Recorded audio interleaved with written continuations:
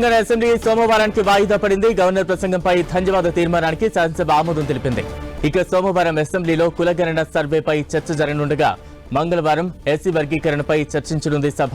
ఇవాళ సభలో విపక్ష బీఆర్ఎస్ పై విరుచుకుపడ్డారు CM Revanth Reddy.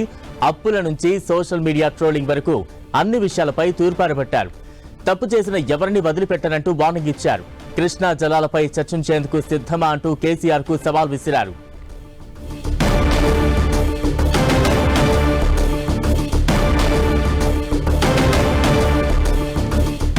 Breaking news చూస్తూ ఉన్నాం. సోమవారం అసెంబ్లీలో కులగణనపై సర్వేపై చర్చ జరగనుంది. దీనికి సంబంధించిన అప్డేట్స్ మనం చూస్తూ ఉన్నాం. అలాగే మంగళవారం ఎస్సీ వర్గీకరణపై కూడా చర్చకు రానుంది.